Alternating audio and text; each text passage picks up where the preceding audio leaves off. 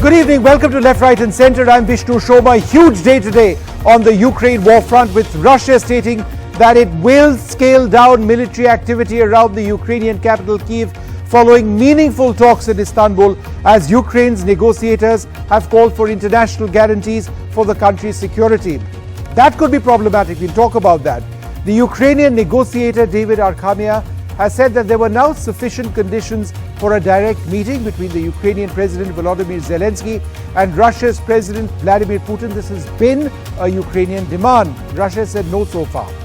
Ukraine wants an international mechanism of security guarantees where guarantor countries will act in a similar way to NATO's Article number 5, and even more firmly. In other words, what Ukraine says is that look, Russia needs to go back. They will be absolutely neutral, but if there is Russian aggression, then in that case and in that situation, they would have the assistance of other countries. Will Russia accept this? Well, Russia's Minister Alexander Fomin has said that the talks on the neutrality and non-nuclear status of Ukraine have moved into a practical field. Therefore, and I quote, a decision has been made to radically, by several times, reduce the military activity in the cities of Kyiv and Chernihiv. Now, Russia's chief negotiator Vladimir Medinsky has also said that the talks have been meaningful so far. In all of this, in just the last little while, there is a draft agreement which has been sent from Ukraine to Russia, right? That's now gone across from the Ukrainian presidential advisor. It goes up the system in Russia to Vladimir Putin. The Russian side has received the draft agreement. The draft agreement has details on the means to end the war. That's absolutely crucial. Russia can give us counter proposals, is what has been stated by the Ukrainians. There's an agreement on security guarantees that can be signed, but only after a ceasefire. So this is the key point the Ukrainians are making right now. Agreements, but only after a ceasefire, signing only after the withdrawal of soldiers to the February 23rd position. This is what Ukraine says. Now, there is apparently enough for Russia. Let's scroll up. Enough for Russia and Ukraine's presidents to meet is the point that Ukraine has actually been making. Thus far, Russia has not accepted that. In fact, the Russian foreign minister, just a couple of days, just yesterday in fact, had said that that meeting might be counterproductive, but in light of what's happened in Turkey, Istanbul, it might in fact be increasingly possible. Now, that said, one of the most significant developments in the war in Ukraine in the last 48 hours has been news of Ukrainian counterattacks, with Vladimir Zelensky's forces regaining a handful of strategically critical areas. Now, we'll show you these areas and just what it is that we are talking about. Now, in the map of Ukraine, let's first pull up several of the key areas, the key cities. And these are all cities, many of which are essentially under siege at this stage, but they continue to have Ukrainians fighting the Russians. This is the area where there has been progress. The cities of Kyiv and Chernihiv, these are the cities where the Russians have said that by a significant factor, they're going to be de-escalating over here from Kyiv and Chernihiv. That is extremely, extremely welcome news. Now, if that is to happen, then what is it that Russia is trying to secure in terms of its interests? And one would suggest that that has a lot to do with the Donbass region. The Donbass region over here, with the cities of Lugansk and Donetsk, is absolutely significant because, remember, separatist forces loyal to the Russians have controlled this area since 2014. A couple of weeks back, Vladimir Putin said that these, as far as Russia was concerned, was independent. And this has been Russia's core position, the maintenance of the Donbass region. Now, if that is what Russia is trying to secure, it might need to reinforce their soldiers in this area because, and we'll show that to you next in fact, this is, all the white areas over here are areas controlled by the Russians. The Russians are trying to move westwards along what is really a line of actual control in the Donbass region. The Ukrainians, though, have got a very robust defense. Let's bring up the next image, which shows where the Ukrainians are deployed. All of the areas in blue are areas where the Ukrainians have positioned their soldiers, and all of these areas in white are where the Russians are trying to push in this direction. So this area of Donbass if the Russians try and expand the territory of the Donbass region, they would try and overcome the bulk of the Ukrainian army, which is actually positioned in the Donbass area. So will there actually be a ceasefire which applies to this area as well? It's all very well and absolutely critical to talk about Kyiv over here. But if Russia withdraws its soldiers, let's go back to the original page, if Russia withdraws its soldiers from the Kyiv region to try and reinforce this area over here, then that could be the next major front line in terms of active fighting. One would hope that that doesn't take place. A final point over here, Ukraine has made very significant progress in Irpin, which is located near Kyiv, and in an area south of Sumy in the last 24 to 48 hours, and in Kherson over here, which had seen a huge Russian presence. There is now an active Ukrainian presence as well, so it is disputed, and this entire country till date has contested airspace, that despite the fact that Ukraine's air force is very small compared to Russia, the fact that they've got several state-of-the-art defensive weapon systems, and we'll be talking about that in a moment, means that Russia has not been able to establish dominance of airspace over here. So let's talk, in fact, a little bit about one of the key systems which has been transferred to the Ukrainians. It's called the Starstreak. It's a surface-to-air missile system. They've got it from the United Kingdom. You can see it here on the screen. It flies at Mach 3, or 3 times the speed of sound. It is by and large thought to be spoof-free. In other words, jamming it or using countermeasures is difficult. It has 3 projectiles as opposed to a single warhead. These are made of tungsten. As it approaches its target, which would be a helicopter or an aircraft, this is a surface-to-air missile system, these 3 tungsten warheads actually engage and destroy that particular target. So that's what you actually have over here now with the Ukrainians, but they've got Stinger missile systems, they've got their legacy Russian surface-to-air missile systems as well, and much larger surface-to-air missile systems, which is why Russia has not been able to actually dominate the skies over Ukraine, and that's been a big problem for them. That's just one piece of technology, a lot more which we've discussed in the past. Joining us now, Shashank Joshi, defense editor at The Economist. Shashank, when we were speaking quite a few days back, it seemed that the situation was fairly desperate, that this war was something that was going to go on for a long period of time. I don't know if you share my optimism, but I think today is reason to be somewhat optimistic. The Russians appear to have budged, at least in making a statement that, look, Chernihiv and Kyiv, we will de-escalate in those areas. Is this the beginning of a start to the end of the war? So I want to make very clear, Vishnu, just at the outset, following your excellent presentation, that the Russians are making this announcement because they have failed in their advance on Kyiv. They advanced from the northwest of the city and the northeast of the city, as you've been showing on your show, and those advances were bogged down in heavy casualty, jammed up logistics, poor morale, and frankly, poor tactical proficiency by Russian units on the ground.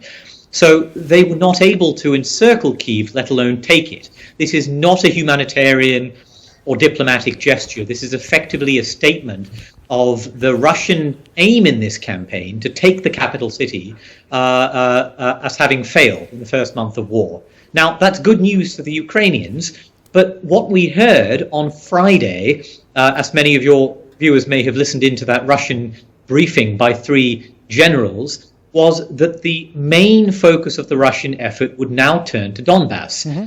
In other words, this is not Russia de-escalating its campaign. It is realizing that having failed in phase 1 of its campaign and having overextended itself on far too many fronts, Mariupol, Mykolaiv, Kharkiv, Sumy, Kyiv, Chernihiv, it has to consolidate and prioritize its forces on fewer axes of advance. And so what I fully expect to see, and indeed have been seeing in the last few days, is more intense fighting in Donbass, and some of those forces that are being pulled out of Kyiv, although some of them are probably combat ineffective, having suffered very heavy losses, that they will eventually be focused on the Donbass, where they will attempt to encircle Ukrainian forces in that area. So I'm afraid in that sense, Vishnu, I don't share your optimism. I think we're still in for a pretty grinding campaign in which the Ukrainians will continue to counterattack, the Russians will continue to try and take Donbass in some fashion, and I think we have quite a long way out to play ahead of us still. So by taking the Donbass region, they already control large parts of it. You're talking about a further expansion westwards, right? To be very clear, they controlled before the war about a third of it. Yeah. I don't know precisely how much they control now, but of course they're on the cusp of taking Mariupol, which is a part of the Donbass, and it's a key city on the Sea of Azov. So they control a significant part of it. But as you have pointed out, Ukraine still has a large number of regular forces in what they call the Joint Forces Operation, the JFO. And it's by no means clear to me that the Russians can encircle them. You know, the Russian progress out of Kyiv has been slow, it's been grinding, and it's been really difficult. And indeed, even in the last few days, I have seen elements of the Russian First Guards tank army. This is a premier offensive armored formation of the Russian army. Has been suffering grievous casualties around a place called Trostyanets near Kharkiv. Yes. So this is not a cakewalk for the Russians. And of course, this is the last point I'll make. Even if they take Donbass, I have to say that's not a political success for the Russians, because they will then face. They may control lots of territory, but they will face punitive sanctions imposed by the West, continued Ukrainian counter-offensives, and a steady, large-scale flow of arms and other supplies from Western countries to Ukraine. In other words, this will not be like Georgia 2008 or even like Ukraine 2014. It will be a much more unfavorable situation for the Russians than any of those previous frozen conflicts we have seen in the past. The Ukraine wants security guarantees. What they've suggested is potentially problematic. It seems difficult to believe that Russia would just accept this. 7 or 8 nations, including the United States, Poland, France, members of NATO, would come to the defense. That's essentially what NATO is all about, right? So, that seems difficult to believe that Russia would accept that. I totally agree. Of course, if you're talking about security guarantees that replicate Article 5, well, that is equivalent to NATO membership. And of course, Russia would be skeptical of that. I think it's also worth noting Ukraine would be skeptical of that, right? Ukrainians often point to the 1994 Budapest Memorandum, in which the US, UK, and France, and indeed Russia, guaranteed their security in exchange for Ukraine giving up the nuclear weapons that were on its soil, the Soviet nuclear weapons that were left on its soil. And those guarantees proved to be worth very little for Ukraine.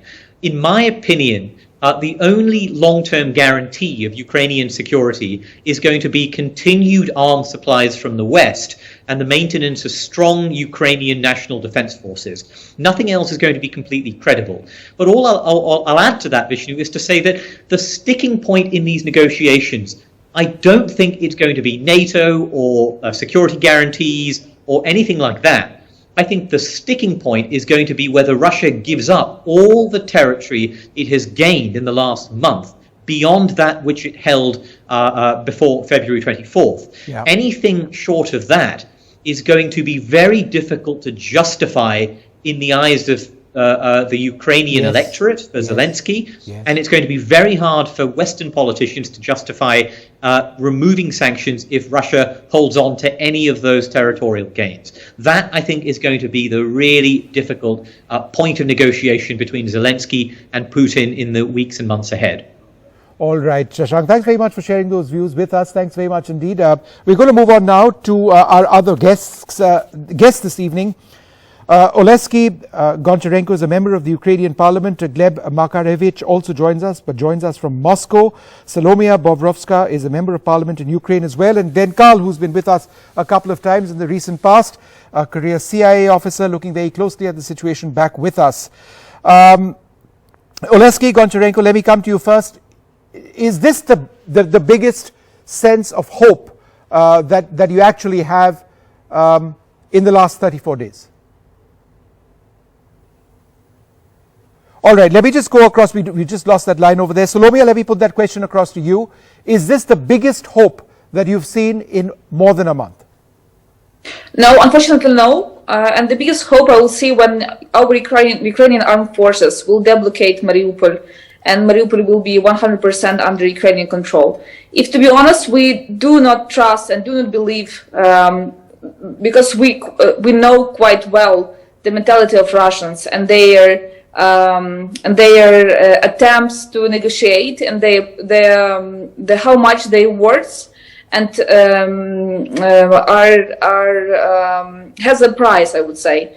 So that's why for us it's just one of the average rounds of meetings and negotiations. And to be honest, we think that it's just only a time for them to regroup and to just have a time to make one more attack on Ukraine, maybe stronger, maybe even more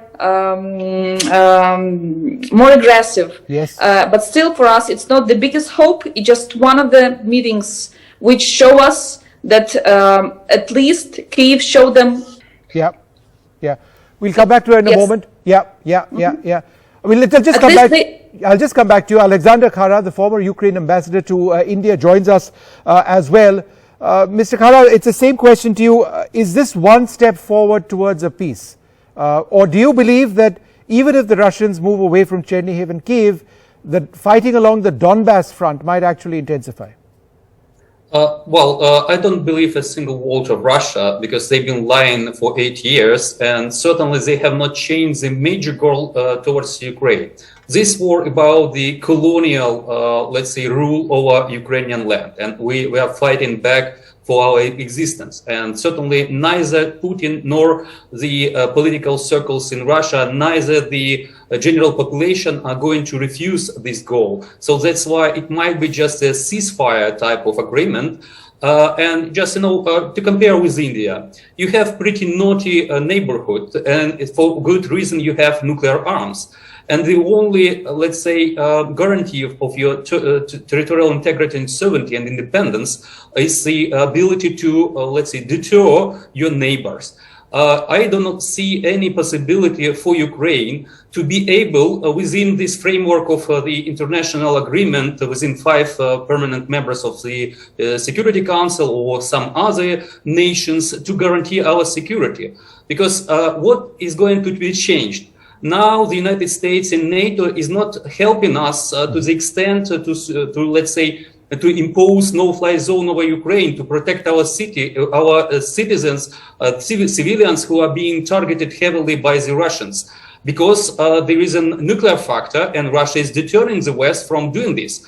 But in the future, what is going to be changed that, let's say, NATO and the United States would step in and protect Ukraine because we have a much better document than so-called Budapest Memorandum. Certainly it's not going to happen. So that's why I do not believe that it's this agreement, this draft agreement is going to serve the security of Ukraine, and Russia is not going to change its tactics on the ground. They are regrouping, and I absolutely agree with your expert, Shashank, from The Economist, that they are regrouping. They want to cut Ukraine from the Black Sea, and that's why they need those troops from around Kyiv and Kharkiv. Not because they are not going to target Ukrainian citizens, and they are going to, let's say, leave Kyiv alone. Sure.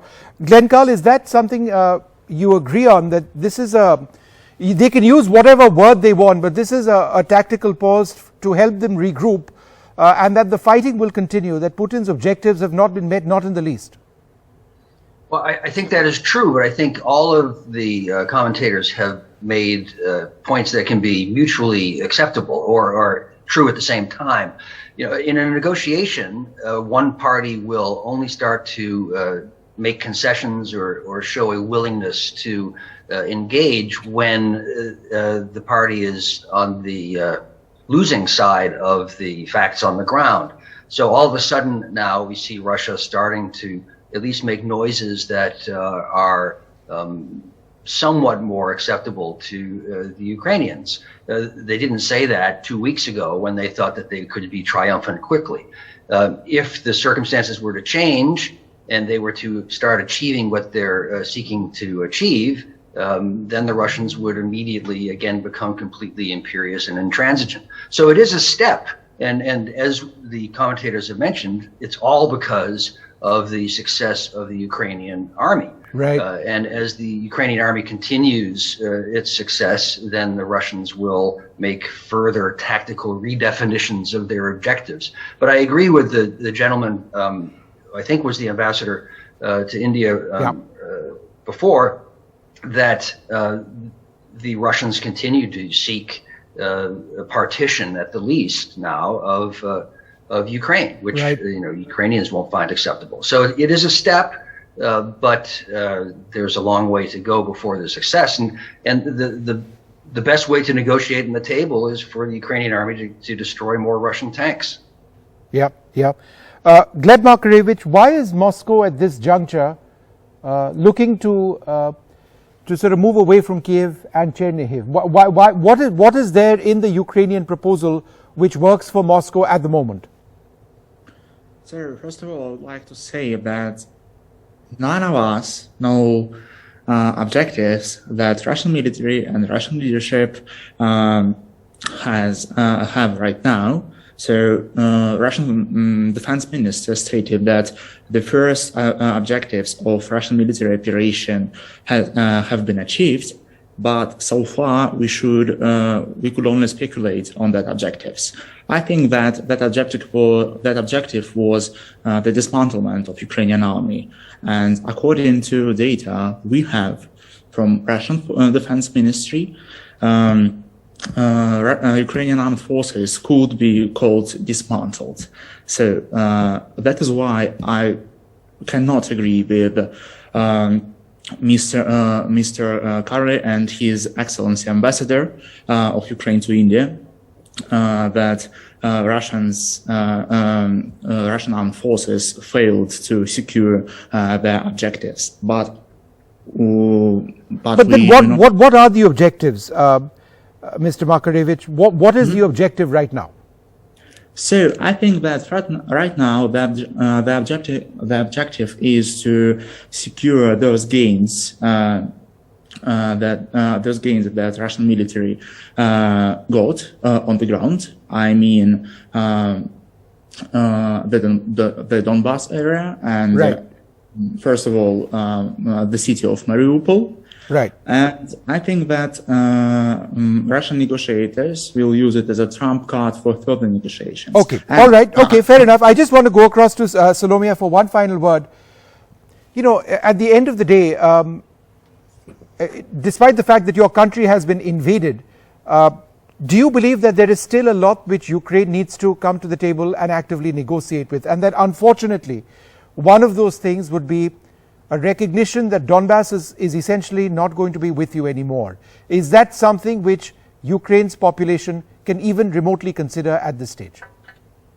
No, never. And I think, and I know that my nation and president as well, because now we trust him, for sure they will state, and that's very obvious points, to recognize Crimea as a part of Russia, or to recognize so-called republics as being independent states, or demilitarize Ukraine.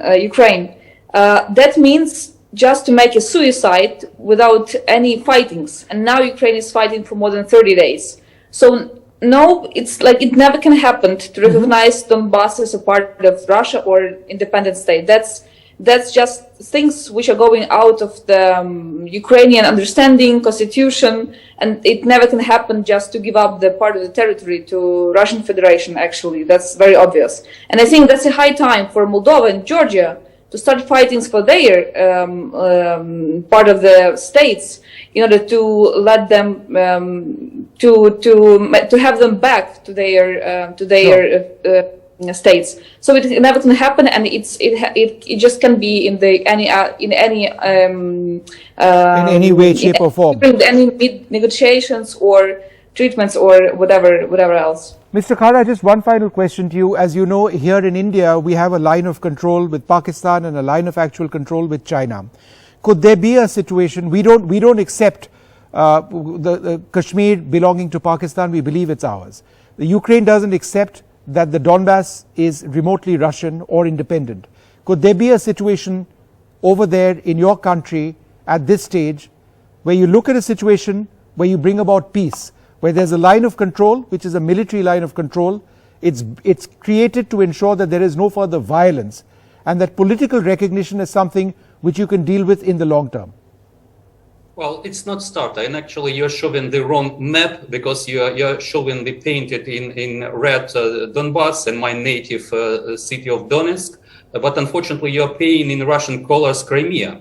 So there are some reasons why it's not acceptable, neither from the point of view of general public, nor from the security point of view.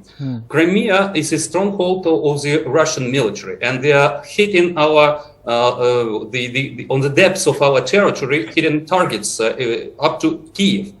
And Crimea is let's say, the military base that is allowing Russia to control the Black Sea, and then to be presented at the Middle East, in the Northern Africa and the Mediterranean. So it's something that we cannot tolerate from the security point of view. And I'm not talking about justice, international law, and some other things. So it's not a start for Ukraine. I take the point about the color, sir, and how sensitive it is to all of you. And thank you for pointing that out. We are incredibly sensitive to how our flag and how our land and territory is shown. Cool comments, because I need to wrap up this program. I'd like to thank our panelists somewhat abruptly. Apologies for that. KB Ghoshal says, no one wants war. Hope it ends as early as possible. Bharti says, why would a de-escalation or an end to the war? What would a de-escalation or an end to the war look like? What would it mean for the two countries? Let's wait and see.